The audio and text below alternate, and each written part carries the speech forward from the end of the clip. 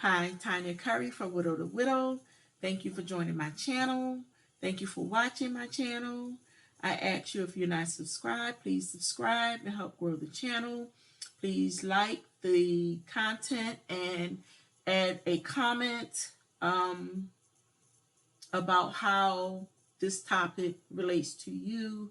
If it's nothing I'm saying, but how, if you have a comment that how you have dealt with anxiety and how it, any tips that would help you dealing with your anxiety, or if you just need prayer, contact me and we can pray together.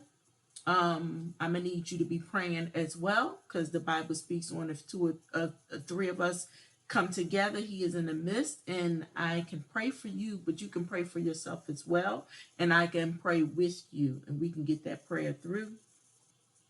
Day 3, dealing with anxiety devotional. How do you bounce back after your life gets wrecked?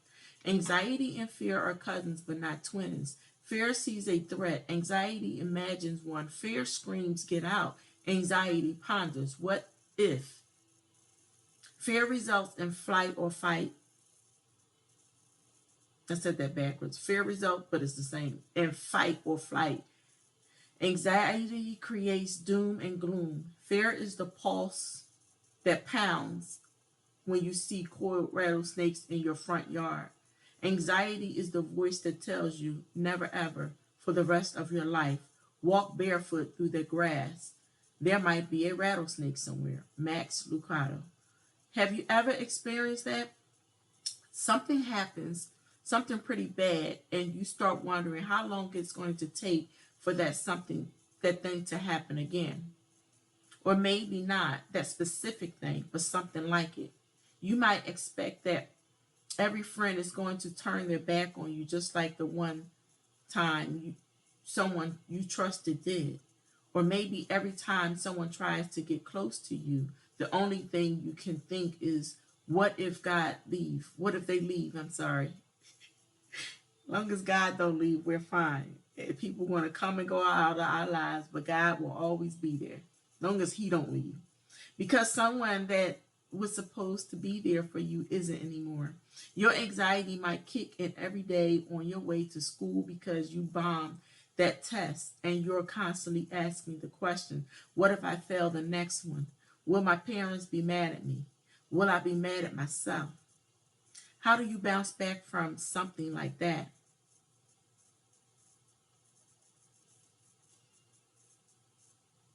Where your anxiety is born out of something real is and painful. Where your anxiety Where anxiety is so normal, it starts feeling like it's a part of you, who you are. In the book of Counseling for of American Minds, Dr. Jonathan Haidt and Greg Lukianoff outline several terrible ideas that have become common in society today and influencing people for the worse. One of those ideas, what doesn't kill you makes you weaker. I've never heard that before. I've heard what doesn't kill you make you stronger.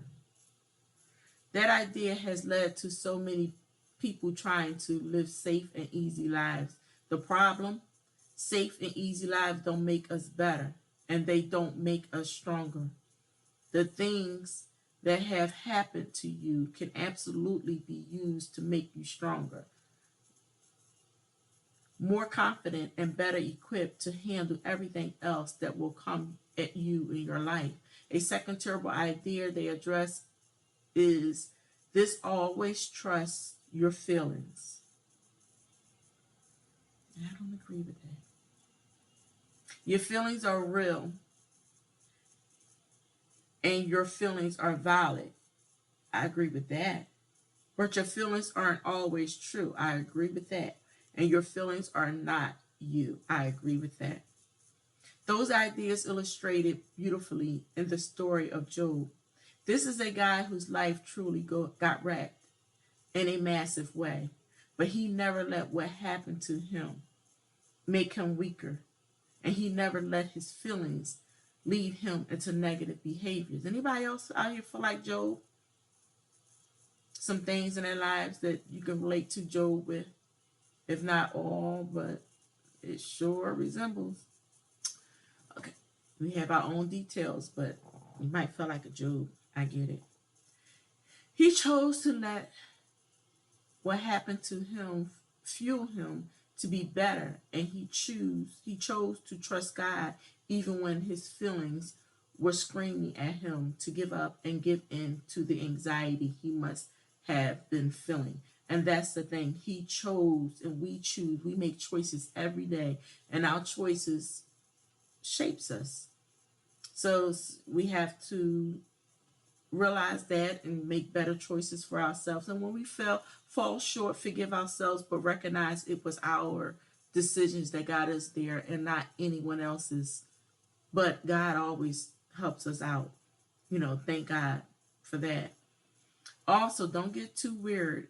Don't get too weirded out about the conversations between God and Satan in this story. The point of Job is not about whether or not the conversation literally happened. The story of Job is about wrestling with the complexities of life, the realities of suffering, and how we relate to God through all of it. Okay, the challenge part of the devotion is reflect and recognize. Reflect on the negative experience of your life. How have those made you stronger? Recognize that your emotions are not you and they do not control you. What is one way you can start owning your emotions instead of letting your emotions own you? And you can put that in the comment if you want to share there again or by email. And the email is definitely on the page. There is a man. Okay, this is Job 1. Okay, this is Job 1 1 through 22. There was a man in the land of Uz. I'm not good with pronouncing the words, so bear with me. These names in the Bible, whose name was Job, and that man was perfect and upright, and the one that feared God, and the eschewed evil, and there were born unto himself 7 sons and 3 daughters. His substance allowed also was 7,000 sheep. His substance also was 7,000 sheep and 3,000 camels and 500 yokes of oxen and 500 she asses and a very great household, so that this man was the greatest of them all of the east. And his sons went to the feast in their houses, everyone his day, and sent and called for their 3 sisters to eat and to drink with them. And it was so, when the days of their feasting were gone about, that Job sent and sacrificed them, and rose up early in the morning, and offered burnt offerings according to the number of them all. For Job said, it may be that my son have sinned and cursed God in their hearts. Thus did Job continually.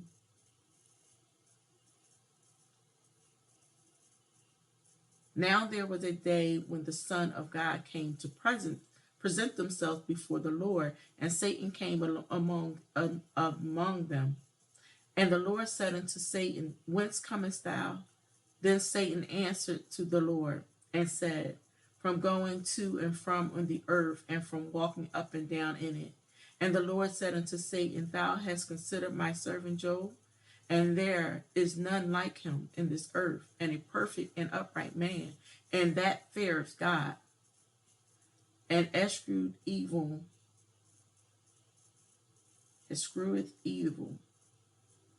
Then Satan answered the Lord and said, doth Job fear God that for not? Hast not thou made an hedge about him, and about his house, and about all that he has on every side? Thou hast blessed the work of his hands, and his substance increased in the land. But for thine hand now, and touch all that have, and he will curse thee of thy face. And the Lord said unto Satan, behold, all that he hath in his power, only upon himself put not forth thy hand. So Satan went from the presence of Satan went from the presence of the Lord. And there was a day when his son and his daughters were eating and drinking wine in their eldest brother's house. And there came a messenger unto Job and said, the oxen were plowing, and the asses feeding beside them. And the Sabian fell upon him and took them away. Ye thou have slain the servants with the edge for the sword, and I only am escaped alone to tell thee. While he was yet speaking, there came also another and said, the fire of God falling from heaven, and have burned up the sheep and the servants, and consumed them, and I only escaped alone to tell thee.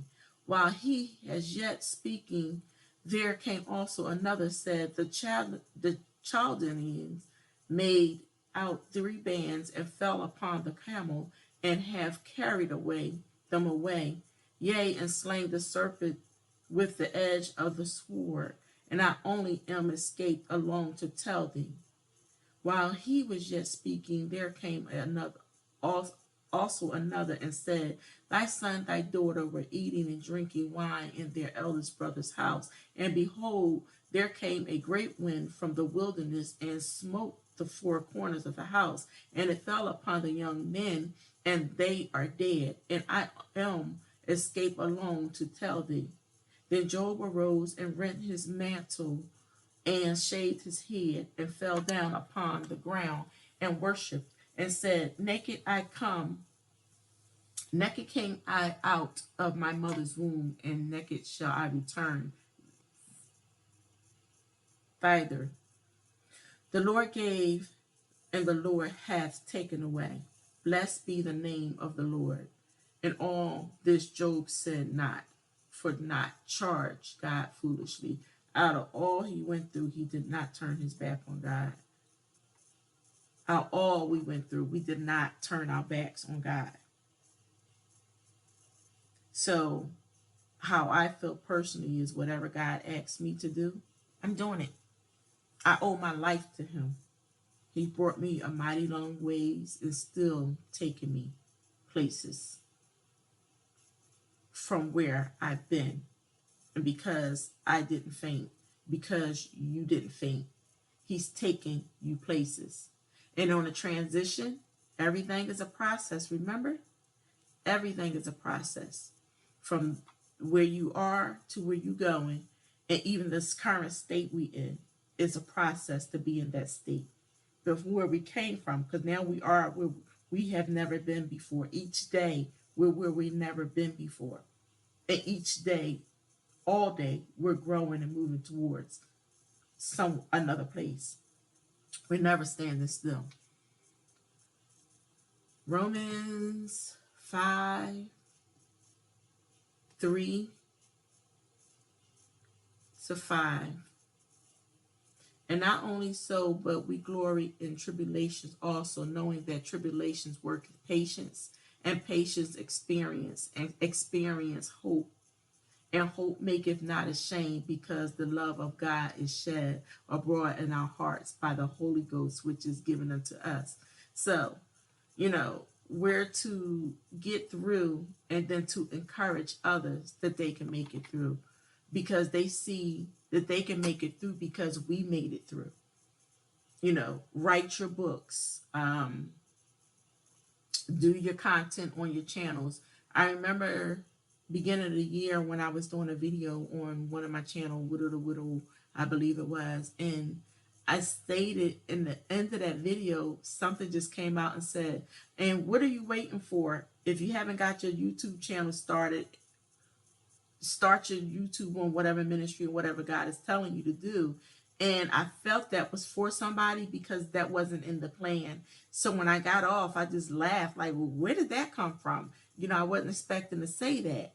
And I find out before the person even seen that video that the Lord has spoke to that person already to do their YouTube channel. Now, I didn't have that person in mind when I said it, but that's why I say, Lord, whatever you have for me to do, I'll do it. Even if I don't know how to do it, I trust you to show me the way. I'll open my mouth, you speak through me, and that's all we can do is trust and have faith in him and position ourselves where we can do that. We position ourselves by through praying, the reading of the word, the meditation, the fasting, and dealing with life as it come and conquering the issues that we're faced with daily. Each day is a new day. Each day, our slate is clean. We start over and see what we could do better today that we didn't do as well and as great as yesterday. But we don't give up. That's what we don't do. And that's what hopefully something I'm saying in all of these channels is to encourage you not to give up. Because when we give up, then we can't win if we done gave up. You can only win if you keep going. And it's a fixed fight. So we already won. That's what the enemy don't want you to realize. Anything God put us to it, he's going to bring us through it. And even if it looks like it was incomplete, it was completed for what you were supposed to do. And then you move on, and I think someone sent me something that touched on some things that God is always confirming with me and what he's doing and how he's doing. You may start one place and he moves you to another. And I watch him do it in maneuver in my life and other people's lives. And just let God do what he wants to do in your life.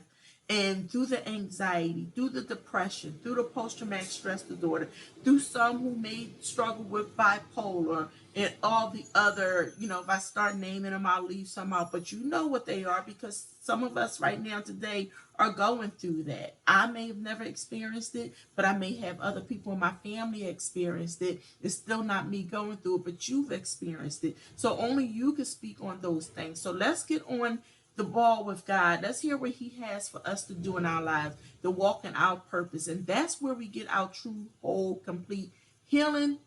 And that's where we get our self-worth. That's when we walk in our purpose. That's when we feel fulfilled. Because even through this anxiety, let me tell you something. I still feel fulfilled and whole because I'm allowing him to use this vessel in my home for me, to keep in relationship with him, and then to be able to use this vessel to go out literally in the streets and in my community and outside of my immediate community to help with others. I've been helping with the homeless and working in my community on the boards, to getting stuff done in the communities. I've been doing all this type of stuff all my life and didn't realize it until the Lord showed me again the other day. It didn't just start when I was remembering back to it. He took me back to when I was a teenager and was